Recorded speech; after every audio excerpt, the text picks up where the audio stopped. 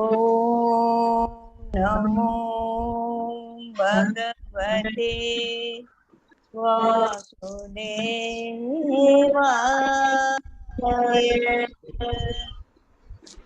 ஓம் நமோ பகவதே வாசுதேவாய.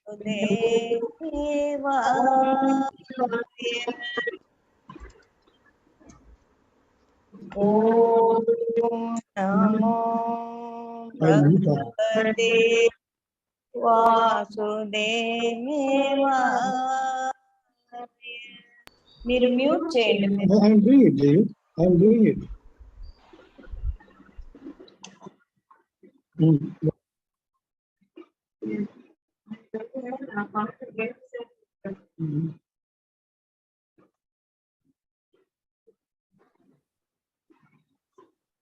Okay, Gurudev. In the last session of Bhagavad Gita வந்துட்டோம். இப்போ போன கிளாஸ் மட்டும் பகவான் என்ன சொன்னார் அப்படின்னா, கடைசியா அவர் சொன்னது மறைபொருளுக்கு மறைபொருளான ஞானம் இங்கனம் உனக்கு இயம்பப்பட்டது, இதை முழுதும் ஆராய்ந்து விரும்பியதை செய் அப்படின்னு சொல்லி. சோ இந்த 17 அத்தியாயத்திலயும் இந்த 18வது அத்தியாயத்திலயும் நிறைய விஷயங்கள் சொல்லிட்டாரு. அவர் என்ன சொல்றாரு, பகவான் உனக்கு எல்லாம் சொல்லிட்டேன், அதுலயும் நான் என்ன உனக்கு சொல்லியிருக்கேன், ரொம்பவும் உயர்ந்த ஞானம் ஆகிய மறைபொருளுக்கும் மறைபொருளான, மறைபொருள்னாலே வேதத்தில் கூறப்பட்ட விஷயங்கள். அது ஏன் மறைபொருள் அப்படின்னா, அது யாரான விளக்கலன்னா நமக்கு விளங்காத ஒரு பொருள், அதனால அதற்கு மறைபொருள் வச்சிருக்கோமே தவிர அதை மற்றவர் பிறரிடமிருந்து மறைக்கப்பட்டது அப்படின்ற கிடையாது. அதை சொல்வதற்கு யாரானா நமக்கு எக்ஸ்பிளைன் பண்ணணும், இல்லைன்னா தெரியாது. அப்படி அவர் என்னத்த சொன்னார் அப்படின்னா, அவர் ஆத்ம ஞானத்தை நமக்கு 17 அத்தியாயத்துல விதவிதமான யோகங்கள்ல, கர்ம யோகமாகவும் ஞான யோகமாகவும் பக்தி யோகமாகவும் ராஜயோகமாகவும் அதை நமக்கு பிட்டு பிட்டு பிட்டு பிட்டு நமக்கு புரியுற மாதிரி, இப்போ புரியுதா, சரி நான் உனக்கு வேற மாதிரி சொல்றேன், இப்ப புரியுதா அப்படின்னு சொல்லிட்டு ஒரு பெர்ஃபெக்ட் டீச்சர் மாதிரி பகவான் நமக்கு திருப்பி திருப்பி திருப்பி சொல்லியிருக்க. அந்த ஆத்ம ஞான சொன்னாரே தவிர அது நமக்கு புரியுதா அப்படின்னா, அது ஒருத்தருக்கு புரியறதுக்கும் அவனுடைய அருள் வேணும். அதுதான் நம்ம போன கிளாஸ்ல பார்த்தோம். நம்ம ஜென்ம ஜென்மமா இந்த ஜீவனை இந்த உடல் என்னும் எந்திரத்தில் ஏற்றி மாயையால் சுத்துறோம் அப்படின்னு எல்லாம் சொல்லிட்டோம் இல்லையா. ஏன் இந்த மாதிரி பண்றீங்க அப்படின்னா, நான் எவ்வளவு சுத்தமா ஒரு ஜீவாத்மாவும் படைச்சேன், நீ போய் அதை எங்கெங்கயோ சேர்த்து எல்லா குப்பையும் சேர்த்துட்டு இருக்கே, உன்னை சுத்தப்படுத்த வேண்டாமா? நான் இதுக்கு நிறைய தடவை ஒரே எக்ஸாம்பிள் தான் கொடுத்துருக்கேன். குழந்தை விளையாட போகும்போது வீட்டுக்கு வரும்போது கச்ச புச்ச காலெல்லாம் சேரும், மூஞ்சி எல்லாம் மண்ணுமா, ட்ரெஸ் எல்லாம் அழுக்கா வரும்போது அம்மா அதை சுத்தப்படுத்துவாங்க. அந்த மாதிரி பகவானை விட்டு பிரிந்து வந்த இந்த ஆத்மா இந்த உடலுக்குள் புகுந்து செய்ய வேண்டாத காரியங்கள் நான் செஞ்சு அகங்காரம் மமக்காரத்தால நிறைய டர்ட் அழுக்க சேர்த்து வச்சுட்டு இருக்கு இல்லையா. சோ அந்த பியூரிபிகேஷன் ப்ராசஸ்க்காக தான் பகவான் அந்த மாயை என்னும் ஒரு எந்திரத்தில், உடல் என்னும் எந்திரத்தில் ஏற்றி எவ்வளவு சுத்தம் பண்ணாலும், சுத்தம் பண்ணோன்னா திருப்பி குழந்தை விளையாட போகும்ல, எல்லாம் குளிப்பாட்டி நல்ல ட்ரெஸ் போட்டு வாசல்ல உட்காரு, வெளியில போகாத அப்படின்னா ஒரு 4 பையங்க வந்தோன்னா பையன் ஓடி போயிடுவான். அந்த மாதிரி நம்ம மனசும் நிக்கிறதுல ஓடி ஓடி போயிட்டு எதையோ கலெக்ட் பண்ணி வச்சுக்கிறது இல்லையா. சோ இதையெல்லாம் சுத்தம் பண்ணும் போதுதான் நமக்கு கண்ணே தெரியும். அப்பதான் அந்த பகவான் கிட்ட போகக்கூடிய ஒரு கெப்பாசிட்டி, ஒரு தகுதி நமக்கு ஏற்படும். அந்த தகுதி இருந்தாதான் நம்ம பகவானை நோக்கி பயணம். அதுதான் ராஜபாட்டை நம்ம சொன்னாலே ராஜயோகத்துல. ராஜயோகம்னா என்ன அப்படின்னா, அது ஒரு பாதை, இட்ஸ் அ ப்ராசஸ். அந்த ப்ராசஸ்க்குள்ள நீ போய் அடைய வேண்டிய இடம் அந்த பகவானோட பரம்தாம் அப்படின்னு சொல்லிட்டு நம்ம 9வது அத்தியாயத்திலே பார்த்தோம். அந்த செயலுக்காக தான் நம்மள தயார்படுத்திட்டு இருக்கான். ஆனா சுத்தமாக திருப்பி நம்ம அழுக்கார மாதிரி எது நமக்கு தடையாக இருக்கிறது? பகவானை நோக்கி குடு குடு குடு குடுன்னு ஓடி போகாம ஏதோ நம்ம காலை பிடிச்சு இழுக்கிறது. அது எதுனா நான் என்னும் அகங்காரம், எனது என்னும் மமக்காரம். இத நம்ம விட்டுட்டு பரிசுத்தமாகும் போதுதான் அவர் சொன்ன அந்த மறைபொருளும் அந்த பிரம்ம ஞானமும் நமக்கு புரியும். அது நல்லா புரியும் போதுதான் அதை பத்தி போகிறதுக்காக நமக்கு ஒரு கெப்பாசிட்டியும் ஒரு இன்டென்ஷனும் வரும். சோ பகவானை தஞ்சமடைந்தே அவன் அருளால் நிலையான சாந்தியை அடைய வேண்டும் என்பதே பகவானின் கோட்பாடு. நீ வந்துடு, என்கிட்ட வந்துடு. குழந்தை அம்மா சொல்றது இல்லையா, அழுக்கு பண்ணிக்காத, நம்ம இப்ப சாப்பிட போறோம், கைய காலெல்லாம் சுத்தமா வச்சுக்கோ அப்படி சொல்றோம் இல்லையா, அந்த மாதிரி பகவான் சொல்லிட்டு இருக்கார். அதுதான் 63ல பார்த்தோம். இப்ப 64வது ஸ்லோகம் என்னன்னா ரொம்ப முக்கியமானது. அப்பன்னா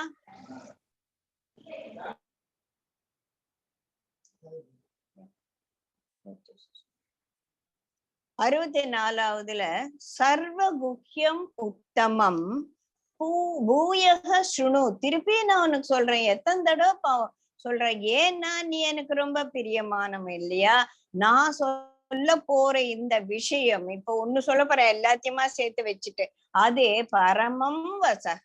பரமம் வசகன மிகவும் உயர்ந்த ஒரு வாக்கு. அந்த மாதிரி உயர்ந்த வாக்கு, மிகவும் உன்னதமான வாக்குகளுக்கு எல்லாம் மகா வாக்கியங்கள் அப்படின்னு பேரு. நான் முதல்ல ஃபர்ஸ்ட் கிளாஸ்லயே சொல்லியிருக்கேன், எல்லா வேதங்களிலும் ஒவ்வொரு வேதத்துக்கும் ஒரு மகா வாக்கியம் உண்டு. ரிக்வேதத்துல பிரஜானாம் பிரம்மன்றது ரிக்வேதம், அகம் பிரம்மாஸ்மின்றது யஜுர்வேதம், தத்துவமசி என்பது சாமவேதம், அயமாத்மா பிரம்மா அப்படின்றது அதர்வண வேதம். இதெல்லாம் என்னது அப்படின்னா, இது எல்லாமும் சொல்லக்கூடியது ஒரு விஷயம். அதாவது ஜீவாத்மாவுக்கும் பரமாத்மாவுக்கும் என்ன connection, how are they related to each other அப்படின்றத வேற வேற வேற ஆங்கிள் சொல்றது. தத்துவம் அசி, அதான் பகவத்கீதை அப்படின்னு சொல்லிட்டு நம்ம சொன்னோம். இந்த மாதிரி மகா வாக்கியங்கள் நிறைய இருக்கு.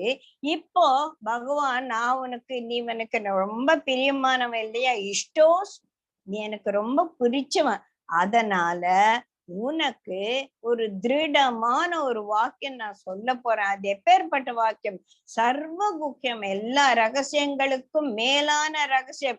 இதான் நம்ம ராஜயோகத்துல பார்த்தோம் இல்லையா, எல்லாத்துக்கும் மேலான மொழியை நான் உனக்கு சொல்லிட்டேன். இது ஒண்ணும் புதுசு இல்ல, திருப்பி சொல்றேன் கேளு. ஏன்னா நீ எனக்குற்ற நண்பன் ஆகையால் உனக்கு நல்லது வேணும் என்பதற்காக இதை நான் நவில்கிறேன். இது பரமம் வசம். ஏன் இது பரம வசனம் அப்படின்னு சொல்றோம்னா, இதுவும் ஒரு மகா வாக்கியம். இப்ப நான் சொன்ன ரிக்வேதம், யஜுர்வேதம், சாமவேதத்துல இருக்க மகா வாக்கியங்கள் எல்லாம் ஞானிகளால் சொல்லப்பட்டது. ஆனா இப்ப பகவான் சொல்ல போறாரு ஒரு மகா வாக்கியம், அது பகவானே சொன்னது. அதனால மகா வாக்கியங்களிலே மிகவும் சிரேஷ்டமானது இது.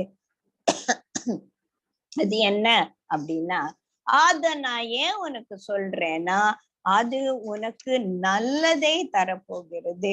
உனக்கு மீண்டும் நலன் தரக்கூடிய ஒரு வாக்கியத்தை நான் சொல்ல போறேன் அப்படின்னு சொல்றார். அந்த நலன் தரும் வாக்கியம் எது?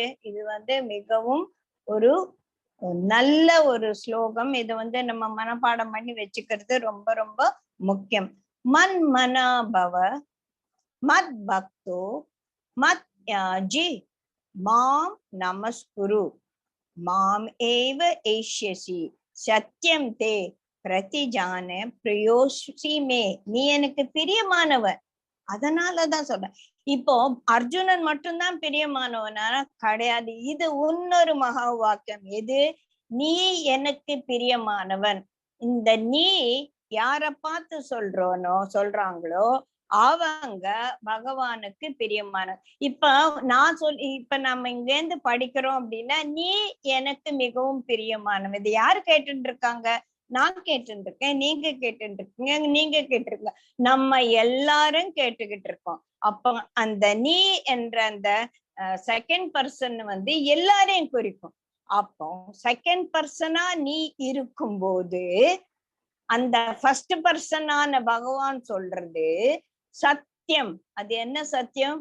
நீ எனக்கு மிகவும் பிரியமானவன். சோ என்ன ஒரு அஷூரன்ஸ் பாருங்க.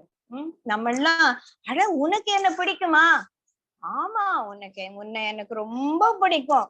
அப்போ பகவான் வந்து உன்னை எனக்கு ரொம்ப பிடிக்கும் அப்படின்னு சொன்னா வேற யாருக்கு என்ன பிடிக்க வேண்டி இருக்கு? யாருக்கும் பிடிக்க எனக்கே என்னை பார்த்தா பிடிக்க வேண்டிய அவசியம் கிடையாது. ஏன்னா என்ன வந்து பகவானுக்கு பிடிக்கும். இதுவும் ஒரு மகா வாக்கியம்.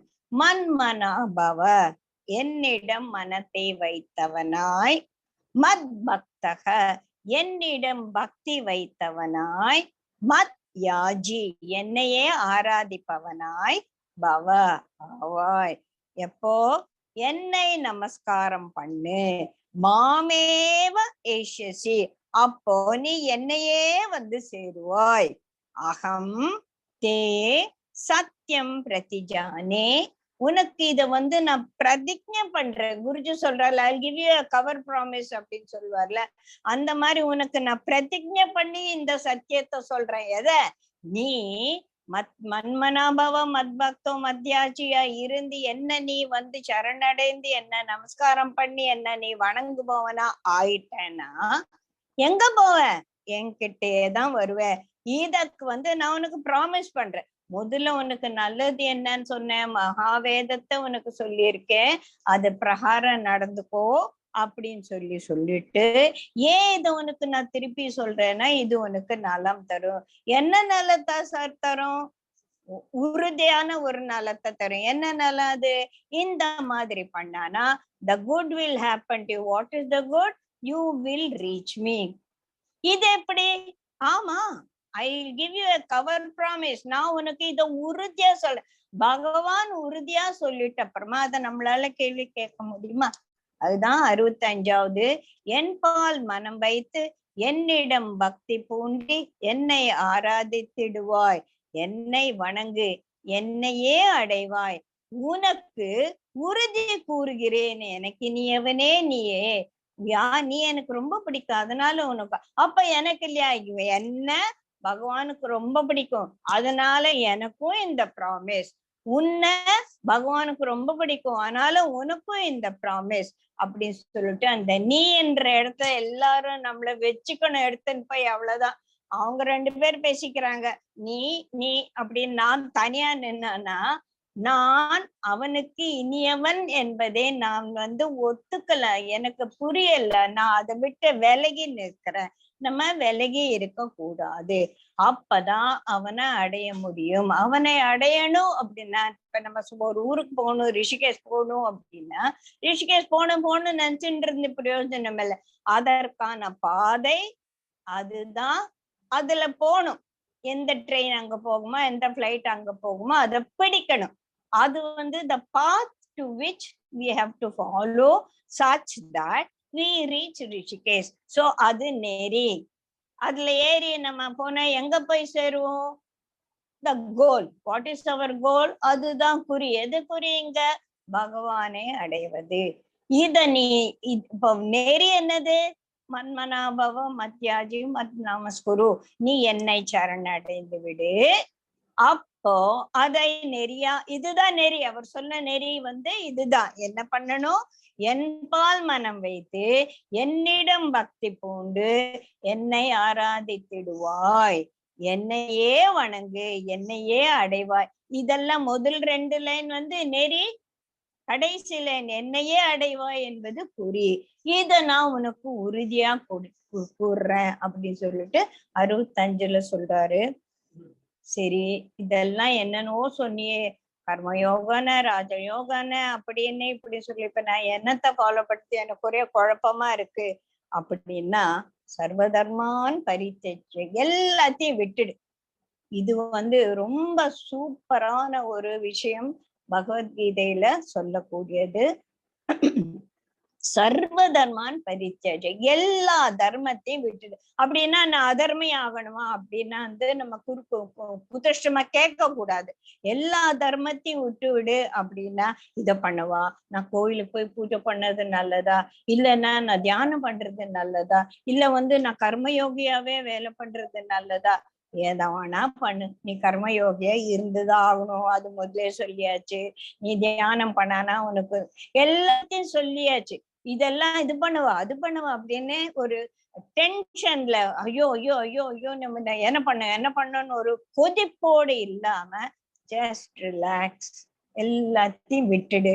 அப்புறமா எல்லாத்தையும் அறவே விட்டுடு, எதை பத்தி யோசிக்காத, விட்டுடு. ஒன்னே ஒண்ணு செய்யு, என்கிட்ட வந்துடு. ஒரு குழந்தை ஏதோ ஒரு போய் சண்டை போட்டுட்டு வந்துட்டு வாசல்ல ஃப்ரெண்ட்ஸோட சண்டை போட்டு அடிபட்டு உதப்பட்டு வரும்போது ஓன்னு அழுதுன்னு வரும்போது அம்மா என்ன பண்ற, கண்ணை தொடச்சிட்டு ஒண்ணும் இல்ல, ஒண்ணுமே நடக்கல, நீ வா என்கிட்ட வா, என் மடியில் உட்காந்துக்கோ அப்படின்னு அம்மா மடியில் உட்கார்ந்து அது கண்ணுல தண்ணி சொட்டின்ண்டே இருக்கும். அப்ப கூட அந்த குழந்தை சிரிக்கும் இல்லையா? அந்த மாதிரி நம்ம எல்லாத்தையும் விட்டுட்டு போய் அம்மா மடியில ஒரு குழந்தை எப்படி சௌக்கியமா பயமில்லாம உட்காருமோ அந்த மாதிரி எல்லா வேலையும் விட்டு விட்டுன்னா இதை செய்யலாமா அதை செய்யலாமா என்ற யோசனையை எல்லாம் விட்டுட்டு நீ வந்து பகவானுக்கிட்ட சரணடைஞ்சா என்ன உறுதி கொடுக்குறேன் அப்படின்னு சொன்னாரே, என்ன உறுதி கொடுக்க போற? பாவங்கள் அனைத்து நின்றும் உன்னை நான் விடுவிப்பேன், நீ என்ன பாவியா வேணா இருந்துக்கோ, நீ என்கிட்ட வந்துட்டல. அந்த குழந்தை எவ்வளவு அழுக்கா இருந்தாலும் என் பக்கத்து வீட்டுக்காரனை போட்டு தொம்முன்னு அடிச்சிட்டு வந்திருந்தாலும் என் பையன் பரவாயில்ல வா உட்காந்துக்கோ அப்படின்னு சொல்லுவோம் இல்லையா? ஏன் அவனை அடிச்சானே இவனை அம்மாவும் 4 அடி ஆடைய போடுவா இல்ல இல்லையா? அந்த மாதிரி பக்கத்து வீட்டுக்காரனு கிட்ட சண்டை போட்டு வந்து இவன் தப்பு பண்ணிருக்கான்னு தெரிஞ்சா கூட ஒரு அம்மா என்ன பண்ணுவா, சரி பரவாயில்ல வா வா அழாத முதல்ல உட்காந்துக்கோ, இதெல்லாம் சாப்பிடு அப்படின்னு சொல்லுவாள். அந்த மாதிரி பகவான் நம்மள சமாதானப்படுத்துற. நீ என்ன பாவம் செஞ்சிருந்தாலும் கவலைப்படாத, எல்லாத்தையும் விட்டுடு, மறுபடியும் செய்யாத, சரியா? எல்லாத்தையும் விட்டுட்டு என்கிட்ட வந்துடு, நான் உன்னை எல்லா பாவங்களில் இருந்தும் விடுவிப்பேன். சூச்சக, அதை பற்றி சந்தேகமா வச்சுக்காத, வருந்தாதே அப்படின்னு சொல்லி சொல்ற. சர்வதர்மான் பரித்யஜ்ய மாம் ஏகம் சரணம் ரஜ, அகம் துவா சர்வ பாபேபியோ மோக்ஷயிஷ்யாமி மா சூச்சக. அத பத்தி நீ சந்தேகப்படாது. என்ன ஒரு கவர் ப்ராமிஸ், இதுக்கு மேல என்னதான் பகவான் சொல்ல முடியும் இல்லையா? எல்லாம் வந்தாச்சு. சோ இப்போ எல்லா சர்வ தர்மன் பரித்தஜ்யம் சொல்லிட்டு என்ன ஒரு வேலையும் செய்யாதேன்னு சொல்லிட்டார். அப்படி கிடையாது. நீ செய்ய வேண்டிய வேலையை, கர்மத்தை ஈஸ்வர்ப்பணமாக செய்ய, அதன் பலனை ஈஸ்வர பிரசாதமாக எடுத்துக்கோ.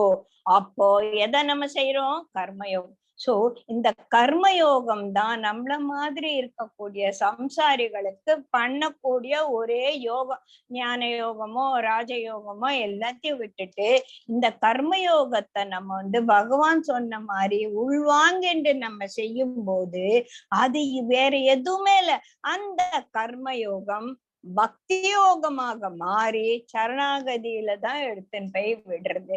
என்னால நடக்கிறது ஒண்ணுமே இல்லை அப்படின்னு சொல்லிட்டு நமக்கு நல்லா தெரிஞ்சிடுச்சு இல்லையா?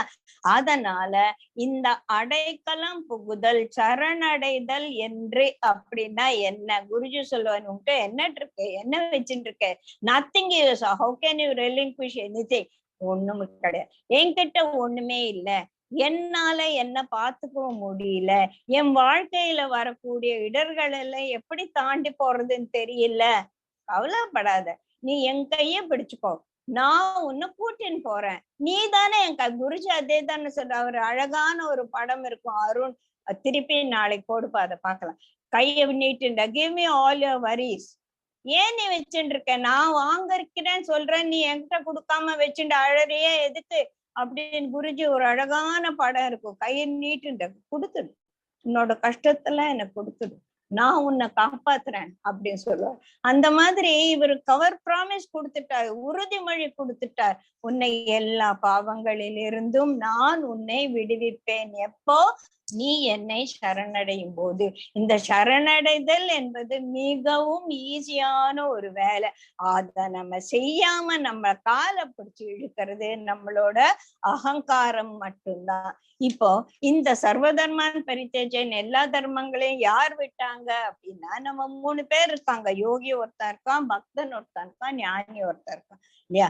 இப்ப இந்த யோகி எப்படி வந்து சரணடைகிறான் அப்படின்னா, இந்த யோகி, பக்தன், ஞானி 3 பேருமே கடைசியில சரணாகதி பண்ணி ஒரே இடத்துக்கு தான் வராங்க. எப்படி அப்படின்னா, யோகி வந்து சச்சிதானந்தம், நம்ம முதலே பிரம்ம வந்து சச்சிதானந்த ஸ்வரூபம் பார்த்தோம் இல்லையா? அந்த யோகியான யார் யோகி? கர்மயோகி. யாரோ யோகி தாடி எல்லாம் வச்சிருக்கவங்கள நம்ம தான் யோகிகள். ஏன்னா நம்ம கர்மயோகம் பண்ணிட்டு இருக்கோம். இந்த கர்மயோகி எப்படி ஆனா எதுல லயிக்கிறான்? அவன் சத்ஸ்வரூபத்தில் லயிக்கிறான், உண்மையில லயிச்சு போறான். Truth, he goes within the truth. அந்த சத்தியத்தில் நிலைக்கிறான். எது சத்தியம்? நீ உன்னோட கர்மத்தை விடாம செஞ்சின்று நான் பாத்துக்கிறேன்னு சொன்னார்ல, இத சத்தியவாக்கா எடுத்துக்கிறான். அதனால அந்த சத்தியத்துல அவன் நிலைச்சு போறான். சரி, அப்ப ஞானி என்ன பண்றான்? சித்ரூபத்தில் நிலைத்து போகிறான். அந்த ஞானத்துக்குள்ள போயிட்டான். ஏன்? சோ அவன் சித்தத்தில் நிலைத்து விட்டான். அப்புறமா இந்த பக்தன் வந்து என்ன, ஆனந்தத்தில் நிலைத்து விட்டான். சோ சச்சிதானந்த ஸ்வரூபமான அந்த பகவானுக்குள்ளதான் யோகி ஒரு வழி இந்த வழியில உள்ள போறான், ஞானி அந்த வழியில உள்ள போறான், இந்த பக்தன் நேரம் உள்ள போயிடுறான் இல்லையா? சோ ஃபைனலி நீ எந்த தர்மத்தை நீ யோகி ஆயிரு, கர்மயோகி ஆயிரு, சன்னியாசி ஆயிரு, ஞானி ஆயிரு, நீ ராஜயோகத்தை ஃபாலோ பண்றவன் ஆயிரு, நீ பிராமணனாரு, சத்திரியனாரு, வைசியனா, நீ என்னவா இருந்தாலும் உனக்கிட்ட இதுதான் முதல்ல காலை எழுந்தவுடனே உனக்கும் ஒரு கடமை இருக்கு இல்லையா? அந்த கடமையை படுத்திக்கோ. அத பகவான் அர்ப்பணமா செய்து ஒண்ணுதானே நம்ம செய்யணும். இதையே நம்ம செஞ்சிட்டு இருக்கும் போது அதுதான் சரணாகதி. அது நம்ம எங்க எடுத்துன்னு போய் முடியும்? பகவானோட குறியில் எடுத்து. எது குறி? The goal of our journey with this body as an instrument, the journey of the Jivatma is only to go back to the Paramatma. அதுல போய் நதிகள் எல்லாம் ஓடி போய், அது என்ன நதியாக வேணா இருக்கட்டும், அந்த நதியில சாக்கடை கலந்தாலும் சரி, அது கங்கை நதியான பியூரிஃபைடு வாட்டர் இருந்தாலும் சரி, இல்ல நேரா ரிஷிகேஷ்ல இருந்து வந்தாலும் சரி, எந்த மாதிரி ஒரு நதியாக இருந்தாலும் கடலில் கலந்த அப்புறமா நீ சாக்கடை தண்ணியை கொண்டு வந்த, நீ நல்ல தண்ணியை கொண்டு வந்தன்னு கடல் வந்து நதிகளை பேதம் பார்க்காது, எல்லாத்தையும் உள்ள இழுத்துக்கும். அதுக்கப்புறமா அதுக்கு கங்கை என்ற பேர் கிடையாது, காவேரி என்ற பேர் கிடையாது, சாக்கடை என்ற பேர் கிடையாது. அடையார் ரிவர் சுத்தமா சாக்கடை தான் நம்ம சென்னையில இல்லையா? எல்லாம் போய் சேர்ந்தப்புறம் அதுக்கு என்ன பேரு? கடல், சமுத்திரம். அது ஒண்ணுதான் இல்லையா? அந்த மாதிரி நீ எந்த தர்மத்தை ஃபாலோ பண்ணாலும் எல்லாத்தையும் ரிலாக்ஸ் பண்ணிட்டு என்கிட்ட வந்துடு. நீ அலைகள் எல்லாம் கடலில் சேர்ந்து அலை தான் தன்னுடைய சுயரூபத்தை இழப்பது போல நம்ம எல்லாம் இந்த ஜீவாத்மாக்கள் பரமாத்மாவுடன் சேர்ந்துடு. இதோட நம்ம பகவத்கீதையோட எல்லாமே முடியறது. இங்கதான் கீதா உபதேசம் முற்று பெறுகிறது. சர்வதர்மான் பரித்தேஜ மாமேக சரணம் ரஜல எல்லாம் முடிஞ்சிடுச்சு. அது 66வது ஸ்லோகம். இதுக்கப்புறமா 67வது ஸ்லோகத்திலிருந்து ஒரு 4 ஸ்லோகங்கள்ல என்ன சொல்றேன்னா, யாரு பகவத்கீதை படிக்கலாம், கீதைக்கு அதிகாரி யாரு, யார் வேணா படிக்கலாம். ஏன் எப்ப படிக்கலாம்? எல்லாரையும் நம்ம 34 பேர் இருந்தாங்க இந்த கீதா செஷன்ல. இப்ப எத்தனை பேர் இருக்காங்க? இன்னைக்கு எத்தனை பேர் இருப்பாங்க? 10 பேர். இந்த மீதி 24 பேருக்கு அதிகாரம் இல்லையா? இருக்கு. அதிகாரம் எல்லாருக்கும் இருக்கு. அதிகாரம், கீதை படிக்க கூடிய ஒரு அதிகாரம் உனக்கு வேணும் அப்படின்னா நீ பகவானும் ஒத்துக்கணும். ந பெரிய கிருஷ்ணா அப்படின்னு சொன்னானா நீ பகவத்கீதை பக்கத்து அந்த புஸ்தகத்தை கூட தொட முடியாது. குருஜி சொல்வாரு, உங்க வீட்டுல பகவத்கீதை இருக்கா, நீ படிக்கலையானா உங்க வீட்டுல இருக்கிறது ஒண்ணுதான், கவிதை அதை தூக்கின்னு போறது ஒண்ணுதான் ஒரு தடவை சொல்லியிருக்காரு. கவிதை மேல ஒரு பகவத்கீதை புஸ்தகத்தை வைக்கிறதும் உங்க வீட்டு ஷெல்ஃப்ல நீ படிக்காம வச்சுட்டு இருக்கே அதுவும் ஒண்ணுதான். நீ வாங்கவே இல்லையா, அது சூப்பர், ரொம்ப சூப்பர். ஒரு தடவை சத்சங்கத்துல ரொம்ப கோவம் வந்துருச்சு. யார் யாரெல்லாம் பகவத்கீதை வீட்டுல இல்லைன்னு அவர் பார்த்து ஒரு பெரிய கூட்டம் கைத்து, all of you get up immediately and go buy one copy அப்படின்னு சத்தம் போட்டார். எனக்கு ரொம்ப சந்தோஷமா இருந்தது, அப்பா நம்ம வீட்டுல பகவத்கீதை புக் இருக்கு அப்படின்னு ஒரே சந்தோஷமா இருந்தது. சோ தவம் இல்லாதவனும் பக்தி இல்லாதவனும் தொண்டு புரியாதவனும் என்னை இகழ்பவனுக்கும் இக்கோட்பாடை நீ இயம்பாத. வா வா நான் பகவத்கீதை சொல்றேன் உட்காருன்னா ஏன் இந்த ஜெய்சி கிட்ட போனாலே பகவத்கீதை உயிர் எடுக்கிறா அப்படின்னு நினைக்கிறவனுக்கிட்ட சொல்லாத. சொன்னா யூத் வச்சுன்னு சொன்ன உனக்கு தான் பாவம் அப்படிங்கிறார். சோ எந்த கோட்பாட்டை அவங்களுக்கு சொல்லாத, நீ சொல்லியும் பிரயோஜனம் இல்லை அப்படி.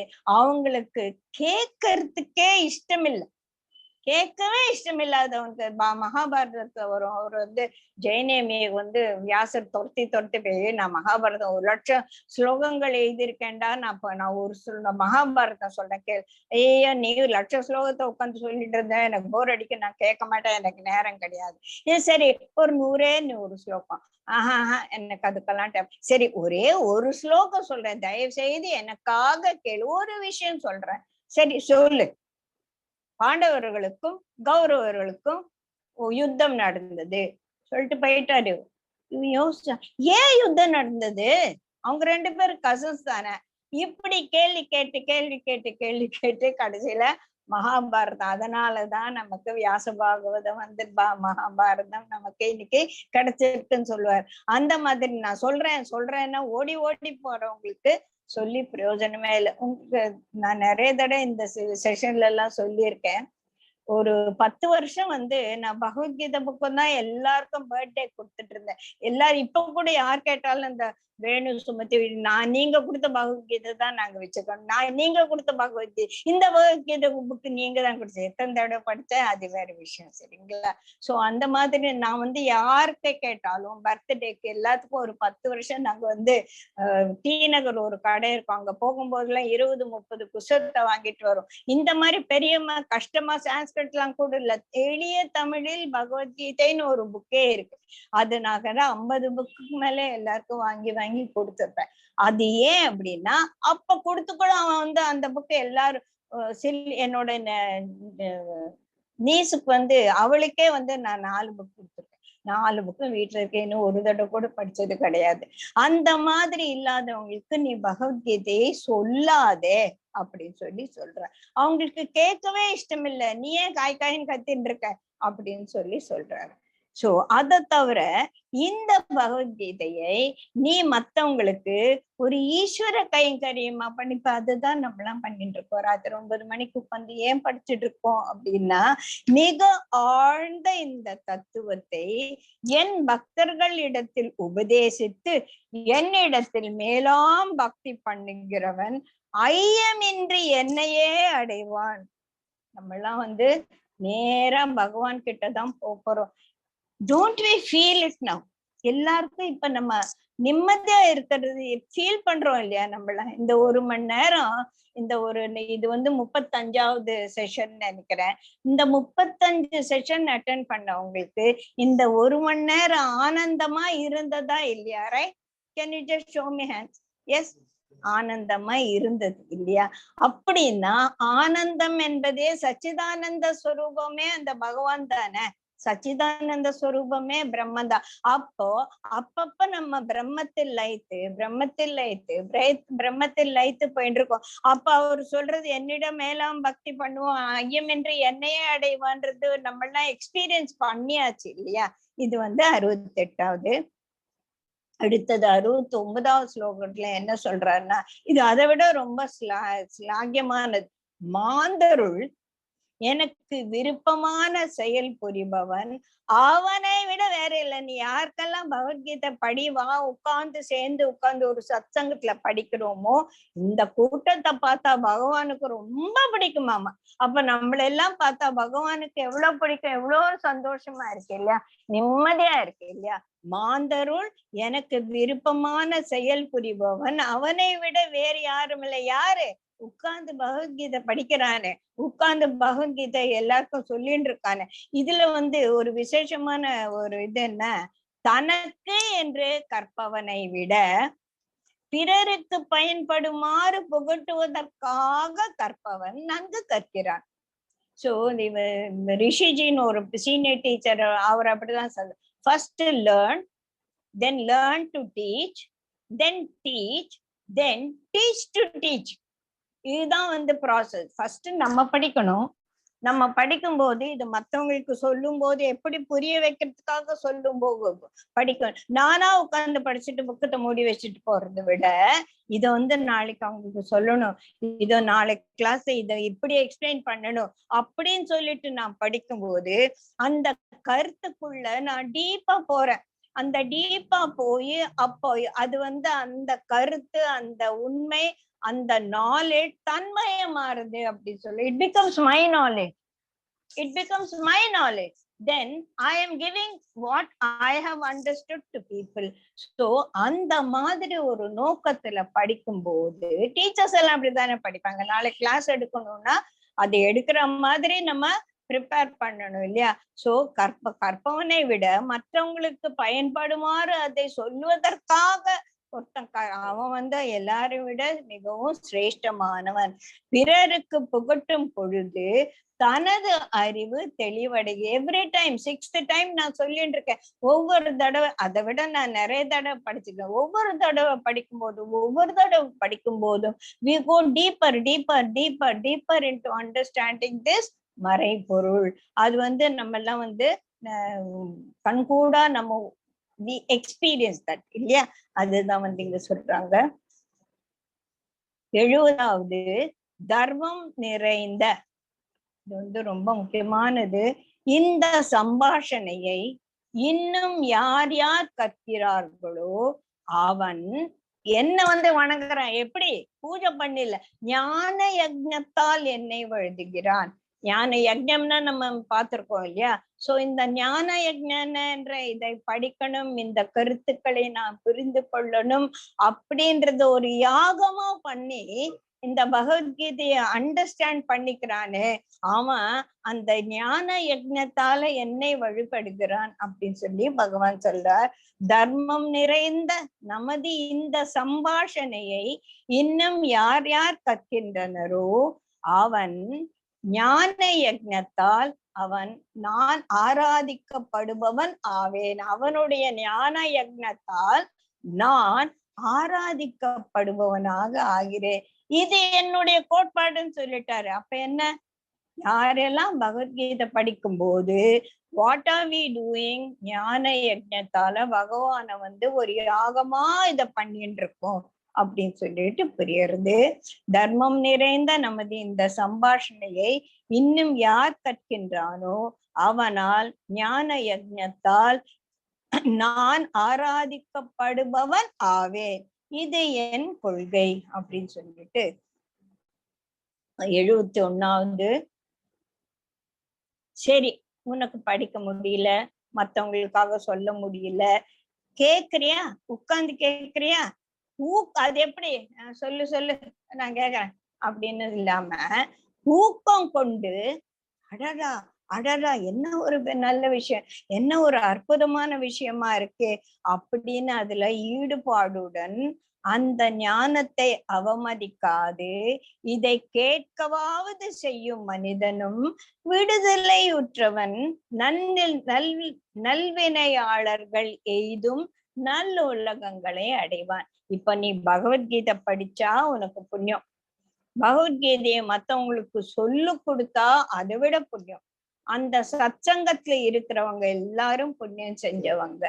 சரி, இந்த சொல்லவும் இல்ல, சொல்லி கொடுக்கவும் இல்ல, ஏதோ உட்கார்ந்து கேக்குறான். ஆனா அவன் வந்து இன்ட்ரெஸ்டடா கேக்குறான். இப்ப நம்ம வேலைக்குடி வந்து பகவத்கீதை எடுக்கிறாரு, அத கூட கேட்கலாம்.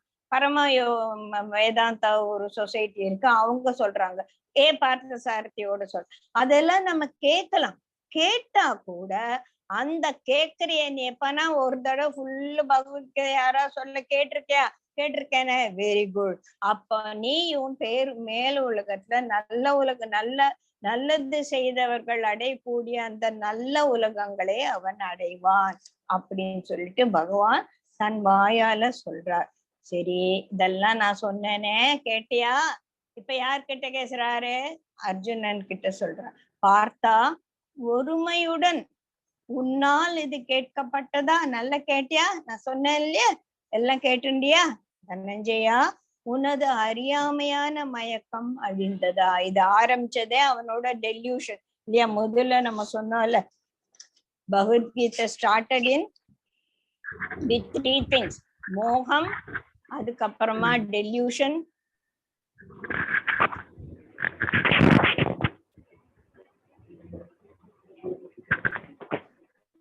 சுமதி ப்ளீஸ் மியூட்மா, ரொம்ப கஷ்டமா இருக்கு.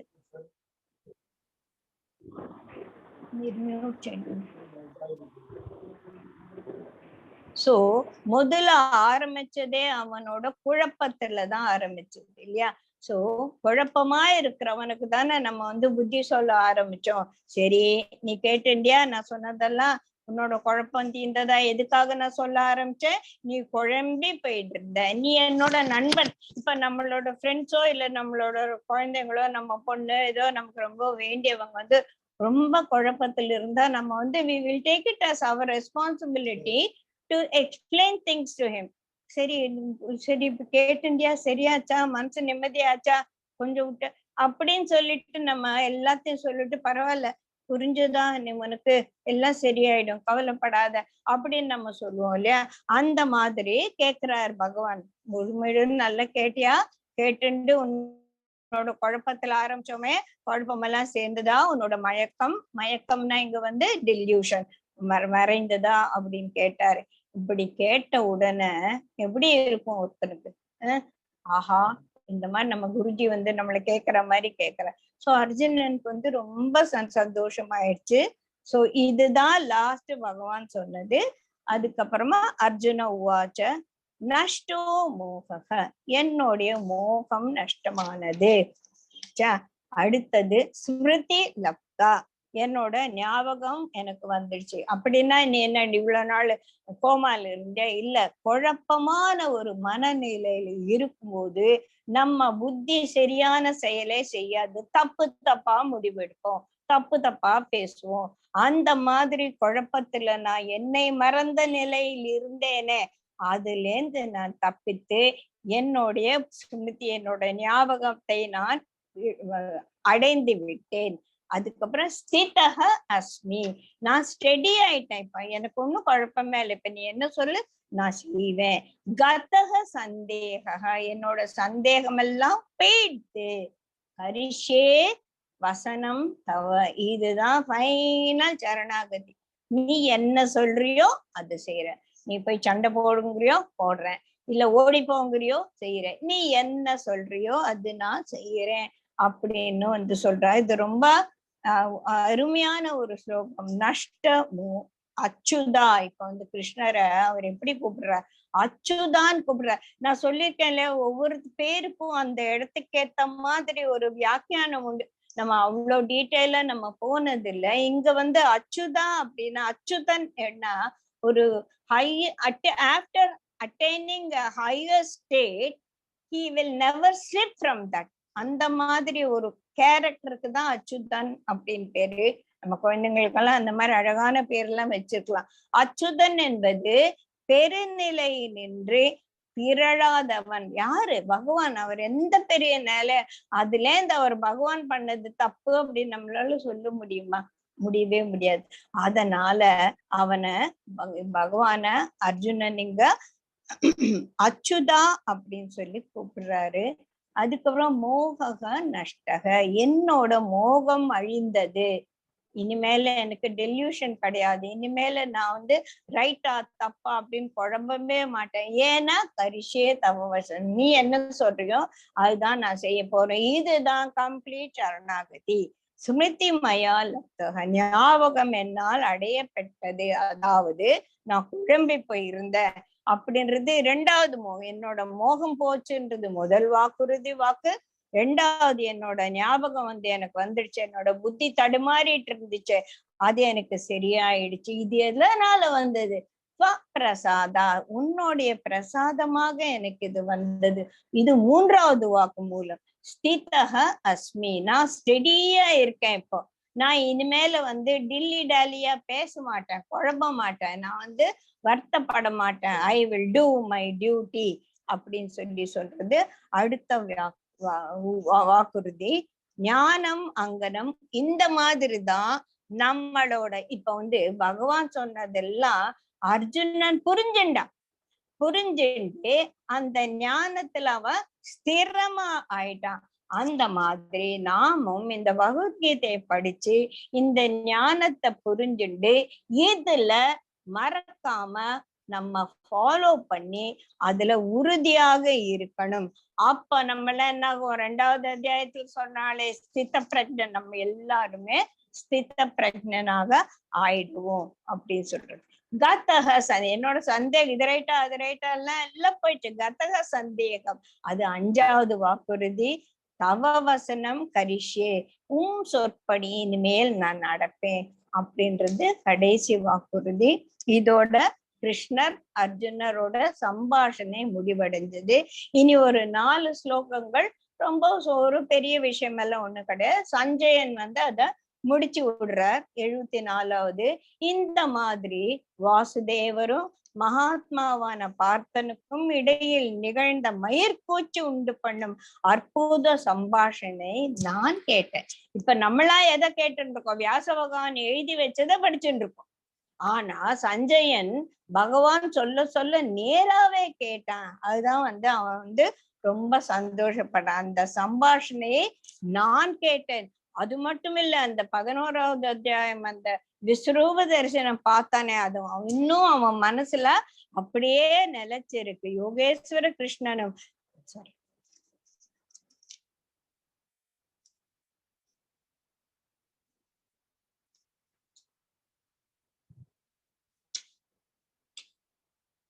வியாசர் அருளால் இந்த மேலாம் ஆழ்ந்த யோகத்தை தாமே சொல்லலுற்று யோகேஸ்வரன் கிருஷ்ணனிடமிருந்து நான் நேராக கேட்டேன். அது ஒரு பெரிய சந்தோஷம். அது மட்டுமல்ல, வேந்தே கேசவார்ஜுனனின் வியப்புக்குரிய இந்த புண்ணிய சம்பாஷணையை நினைத்து நினைத்து நான் மீண்டும் மீண்டும் மகிழ்ச்சி அடைகிறேன். இது நான் எத்தனை தடவை நான் வாழ்க்கை பூரா இதையே நினைச்சுட்டு உட்கார்ந்திருக்க போறேன். ஹரியின் அந்த அதிசய வடிவத்தை இன்னும் எண்ணி எண்ணி எனக்கு பெரிய வியப்பு உண்டாகிறது. மேலும் மேலும் நான் களிப்படைகிறேன் அப்படின்னு சொல்லிட்டு ஒரு ஃபைனலா ஒரு ஸ்டேட்மெண்ட் சொல்றாரு. யாரெல்லாம் எந்த இடத்துல யோகேஸ்வர கிருஷ்ணனும் தனுஷை தாங்கிய பார்த்தனும் எங்கு உளரோ அங்கு திருனா லக்ஷ்மி தேவி, செல்வம்னா பணம் காசு கிடையாது, இந்த ப்ராஸ்பெரிட்டி, செல்வமும் வெற்றியும் பெருகும், நிலைத்த நீதியும் உள்ளது என்பது என் கொள்கை அப்படின்னு நான் சஞ்சயனே கொள்கை சொல்ல ஆரம்பிச்சுட்டேன் இப்போ அப்படின்னு நான் சொல்றேன் அப்படின்னு. யோகேஸ்வர கிருஷ்ணனுக்கும் தனுசு தாங்கிய பார்த்தனும் எங்கு உளரோ அங்கு திருவும் வெற்றியும் பெருகும், நிலைத்த நீதியும் உள்ளது என்பது என் கொள்கை அப்படின்னு சொல்லிட்டு 78 ஸ்லோகங்கள்ல இந்த அத்தியாயம் முடியுது.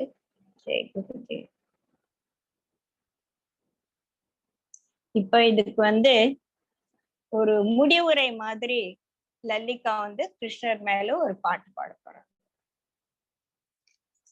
எல்லாரும் மியூட் பண்ணி வச்சுக்கோங்க.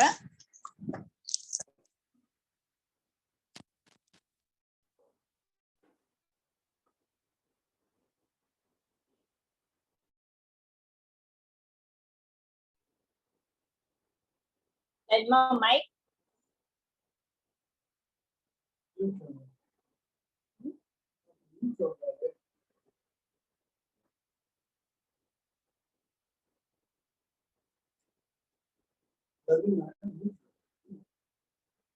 Salma, unmute చేసుకో. Mute ఉండవు.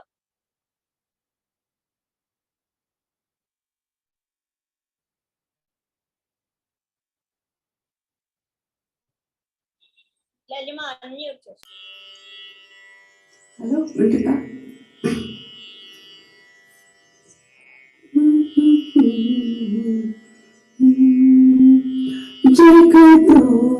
ಜಗದೋದ್ಧಾರಣ ಅಡಿಸಿದ ಶೋಧ ಜಗದೋದ್ಧಾರಣ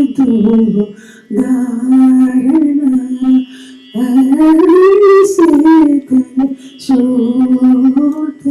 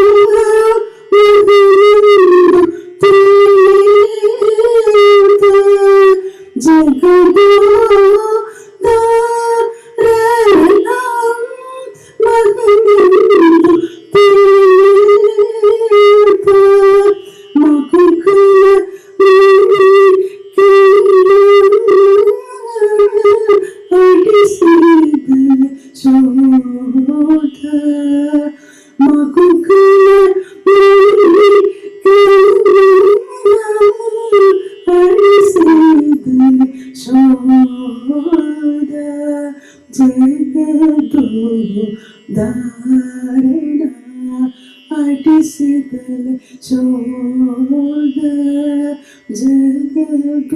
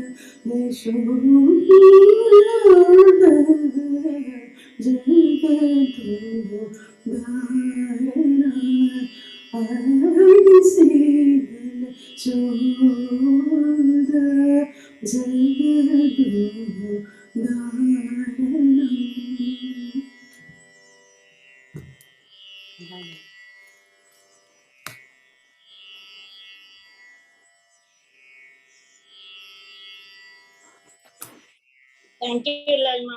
Thank you so much. Thank you. இன்னும் 10 நிமிஷம் இருக்கு. வேற யாரானா பாடுறீங்களா?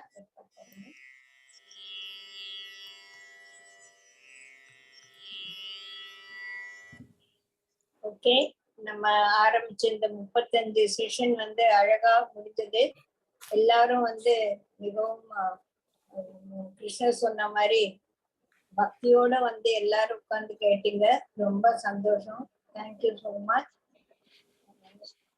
சாட்டர்டே அன்னைக்கு வந்து 5:30 மணிக்கு ப்ளீஸ் கம் ஆன் ஜூம். நான் வந்து லிங்க் போடுறேன். 5:30 மணில இருந்து ஒரு 6 மட்டும் பூஜையும் ஒரு சத்சங்கம். ஒரு நிறைய பேர் இல்ல, 3 பேர், அருண் தன்ராஜ் சாரும் அப்பன்னா 3 பேர் தான் இருக்காங்க பாடுறதுக்கு. அக்காவும் எங்கேயோ வெளியில போறாங்க அப்படின்னு சொன்னாங்க. இவங்க 3 பேர் ஒரு 4 பாட்டு பாடுறதுக்கு அவ்வளவு நேரம் ஒண்ணும் ஆகாது. So maybe 1 hour or 1 hour and a few minutes. அதுக்குள்ள நம்ம வந்து பூஜையும் சத்சங்கம் முடிஞ்சிடும். Then we will close the Zoom. அப்புறமா நம்மளாம் வந்து இங்க வந்து 7 பேர் வர ஏதாவது சொல்லியிருக்காங்க. We will have a nice time having sharing all the prasadam that we are doing. அம்மா சாட்டர்டேவா சண்டேவாம்மா? சண்டே தானே? Sunday 5:30. இல்ல சாட்டர்டேன்னு சொன்ன மாதிரி காதுல விழுந்தது. Sorry if I made a mistake. இல்ல எனக்கும் சாட்டர்டே தான் விழுந்தது. ஓகே. ஏன்னா உங்க காதுல விழ நான் தப்பா சொல்லிருக்கேன். இல்ல அது ஓகே. மேடம் சண்டே 5 o'clock இல்லையா? 5னா வந்து கொஞ்சம் 5க்கு வச்சுக்கலாம். இல்ல ஓகே, நான் வந்துட்டு ட்ரை. ஆக்சுவலா அன்னைக்கு தான் நான் திருப்பி சென்னைக்கு வந்துட்டு இருக்கேன். மேபி எனக்கு தெரியாது நான் டிராவல் பண்ணுவானோ இல்ல வீட்டுல இருப்பேனோ. என் பையன் வந்து கூட்டின்னு போறேன்னு இருக்கான் கார்ல.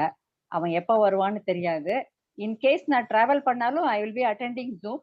ஒருவேளை சிக்னல் எதெல்லாம் கிடைக்கலன்னா அப்புறம் ரெக்கார்டிங் அனுப்புங்க எனக்கு. ஓ டெஃபினட்டா அனுப்புறேன்.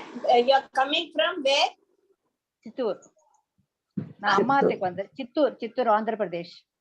Okay. It's your earlier part of the day இங்க இருந்தெல்லாம் நீங்களும் வரலாம். இல்ல அது ஆக்சுவலா மத்தியானம் பெங்களூர்ல இருந்து மத்தியானம் தான் வரான் பையன். So on the way he will pick me up. Maybe நான் நைட்டு தான் வந்து சேருவேன் அப்போ வரதுக்கு.